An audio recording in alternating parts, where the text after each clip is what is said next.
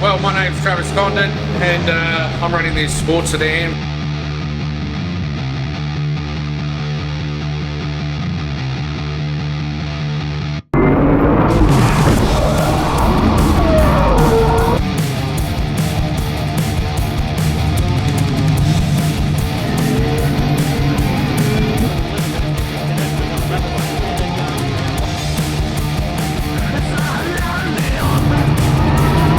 Nothing but bad luck.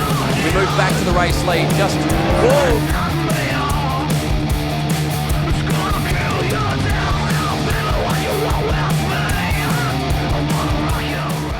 on pole, the great man himself, 5-star fencing. The number 66 Corvette of Dean Cam will take up pole position. Something different is right alongside is Travis Condon in the Northern Sodablast Corolla, Toyota Corolla KE70. A long way away from what that car was when it left the factory in Japan. But Travis Condon raced a number of the national rounds last year. A very, very fast race driver indeed. Really looking forward to seeing what he can do up against Dean Cam here at the Point and Shoot Winton Motor Raceway. Row 3, Greg Lynch, a race winner in this championship, the Ravage Raceworks HSV GDS VT2. Kevy Stoopman has had his race in saloon cars. He now saddles up in the Tyre Power Mitsubishi Evo in position 4. The reigning champion, number 5, Francois Habib. He took the trophy at the Groove Train Eastland. He's out there in the National Blind Supplies VZ Commodore. John Ippolito, all class promotions in number 97. Looking forward to how he go. Corey Gillett, a huge welcome to the Victorian sports sedan scene for Corey.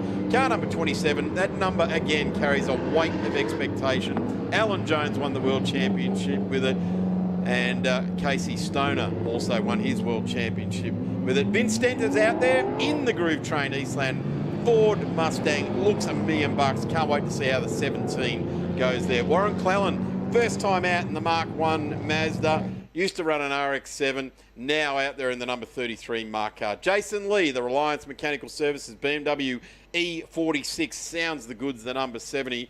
Michael Luff, the car that took quite some time to build, but I tell you what, the reward at the end in the head tech cylinders heads, Holden Commodore SS, is immense. 35, watch that car. Adrian Reed.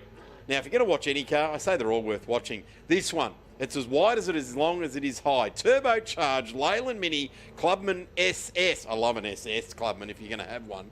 David Shaw in the truck ride, Phoenix Lubricants, DPF Construction, Falcon AU. And Cam McKinnon, the man himself from 888 Home Loans, owns that 888 number in the Victorian motorsports scene. A very big welcome to him in his turbocharged Datsun 1600. He spent the entire Island Magic locked in the garage at the track trying to finish the car, and I've got to say it is going to be well worth seeing that little Datto, our great mate from 888 Home Loans, Cam McKinnon. He probably doesn't want too much attention on him because the car's only just being shaken down here this weekend. Have a look at that. What a shot. The gods of thunder. Off the wall! They are set. Travis Condon takes up his spot. Looks like a brick trying to push it through the air compared to the Corvette right beside him. The field is set. Dean Cam, notorious, off the line. He's like a pro stock drag car. He's got the gripped up side of the track here as well, has Dean. So will he lead down into turn 1? Travis Condon, the man with the lamb chop sideburns, will not give him a millimetre. But away he goes. Cam gets away beautifully. So does Vince.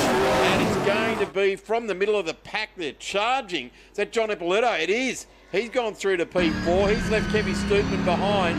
And Francois Habib has to take a dose of action over the Evo. And there's Michael Luff in there as well. Cam leads down into 3. And it's a lineup of Commodores. Francois Habib being pushed wide. Cold tyres. Cold tyres there for Francois Habib. And he is left languishing a bit there. But Travis Condon has gone through on Dean Cam. There is a turn up for the cards. What happened for that to transpire? Here comes Ippolito. There's Stoopman recovering. He was going backwards and just drove around Dean Cam in the Corvette. such a great move. I've lost my breath and can't go on with it at that point. But Travis Condon, he's got himself a good 2-second lead over Dean Cam. On and off. I know the lights across the dash and ship lights, but orange one down the bottom there worries me a bit, Steve. Well, it does worry me a little bit, flashing on and off there quite rapidly, but it's out of the driver's line of sight. That's the important thing, isn't it? So it's something it's almost like the old adage you've talked about many, many times. Grab the rearview mirror and rip it off and throw it away. You don't want to look in the rearview mirror. And Corey's case, he doesn't want to be looking down towards the gear stick. He just wants to feel that stick, put it where it needs to be, but doesn't want to be paying too much attention to the alarms going off. This gap in front is diminishing quite rapidly. I'm going to say the number 6 doesn't have a rear vision mirror in it. Travis is running his own race. He's the kind of guy that likes to run his own race. You'd have to say the Corolla is an extension of his own expression, wouldn't you? It certainly would. The guy that runs his own race, and what a rapid piece of kit. Dean Cam's fastest lap at 1:28.09. Just did it on that lap. 1:28.2 by Travis Condon. So only 0.2 of a second between these two cars. The gap is 0.6. So Dean in 3 laps should be within striking range. There's 8 minutes and 12 seconds left in the journey.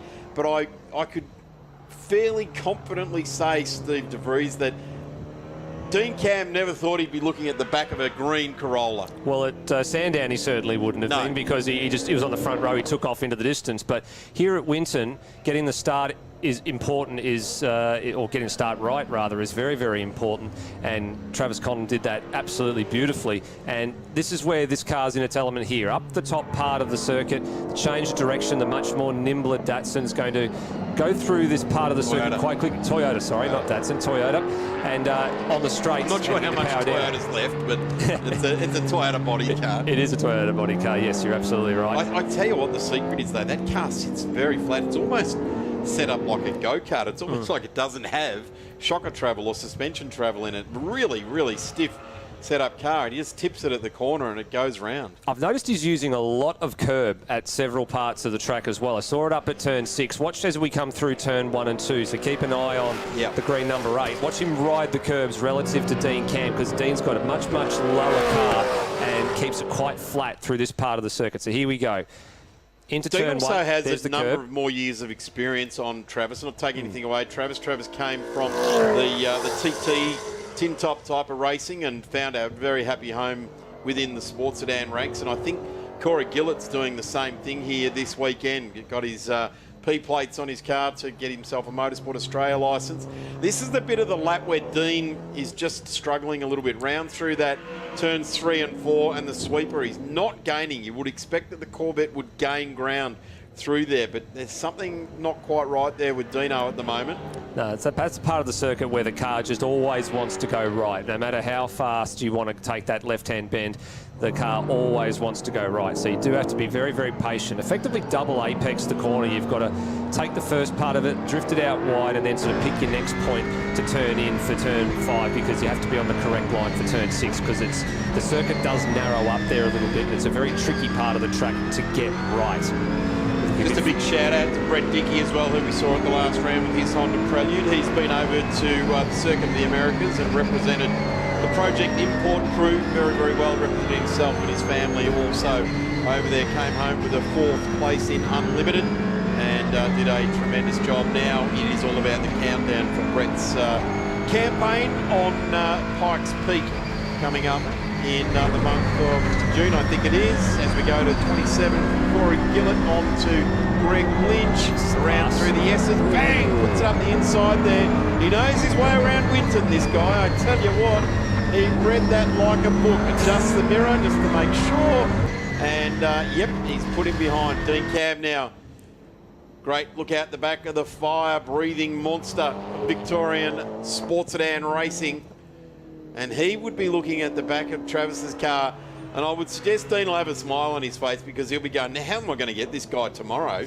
Or how am I going to get him in the next 4.5 minutes or so? His fastest car on track, but Travis is last time round. Actually, Travis has gone into the 27s now. Yeah, the last 2 consecutive laps where Dean's put a quick lap in, Travis is actually starting to respond. So I would have thought Travis probably would be happy out in front. He could have controlled the pace, but he's being pushed by Dean. So making him lift the pace, making him go a little bit quicker, maybe trying to force an error here just by maybe trying to apply a little bit more pressure. But have a look here. The margins actually opened up a little bit. Not sure if that's attributed to a Dean Cam mistake or if that's attributed to Travis having a better run through the top part of the course up through turns 7, 8 and 9. So coming up onto the back of Cam McKinnon at the moment. It's very interesting. Dean Cam's great mates with Cam McKinnon. Interesting to see if he moves out of his way. Yes, he does. Well done. The 888 Home Loans man himself. That's him right there in his dado, supporting the series that he puts his name to, and doing a tremendous job. Cool looking race car, isn't it? Certainly is. Dado. Certainly historic in the sense of Australian sports sedan racing, which is now 54 years old in Victoria. Had the 50th 2 years ago and it was delayed by COVID, so I'm sure Mr. Neil will correct me on that.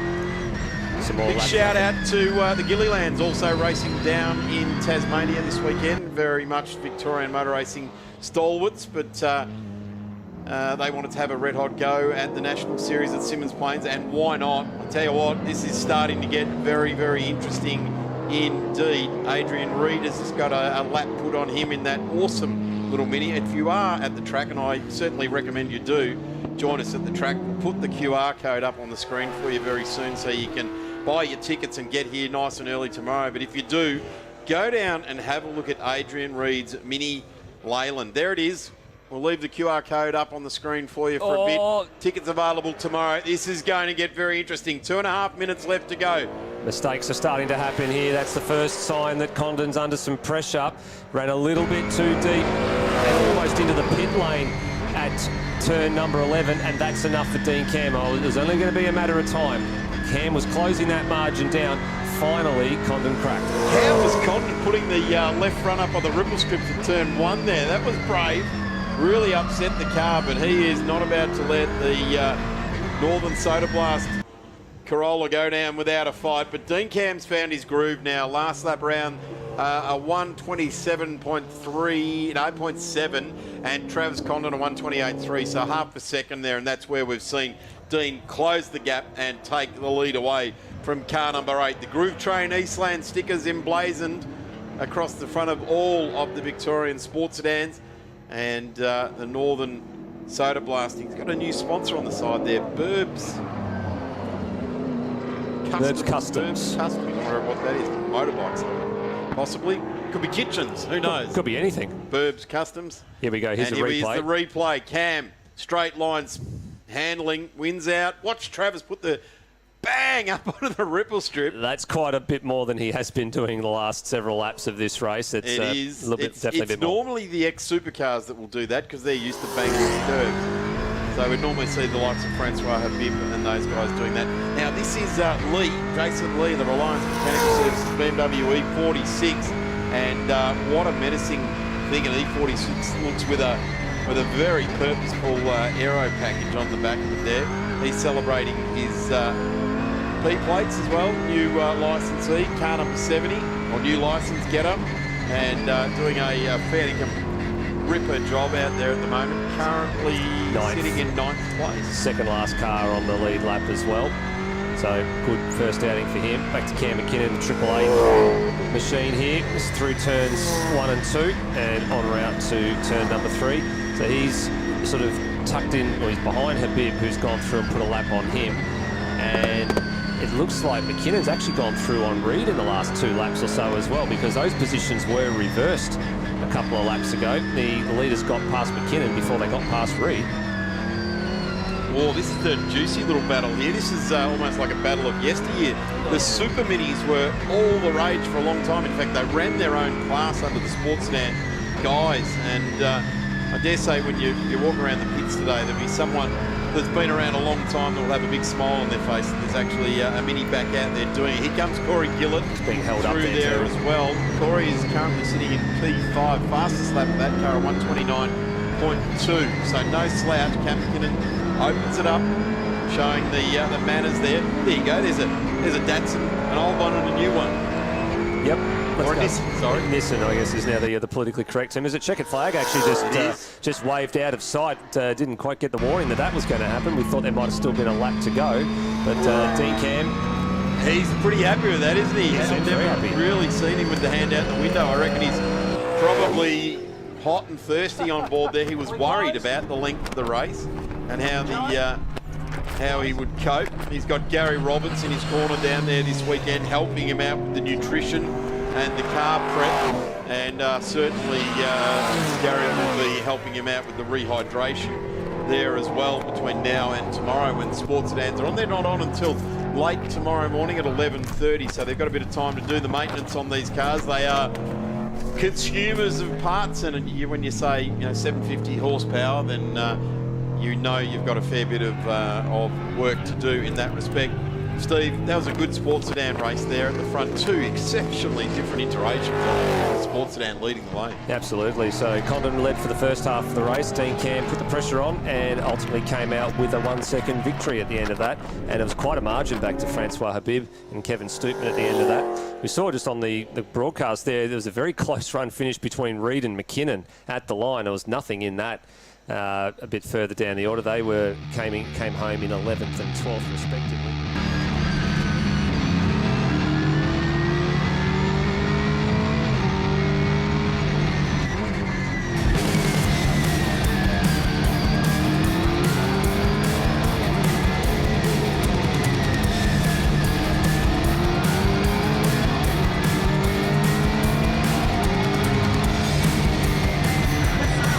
Thanks, guys, and thanks to all my sponsors as well.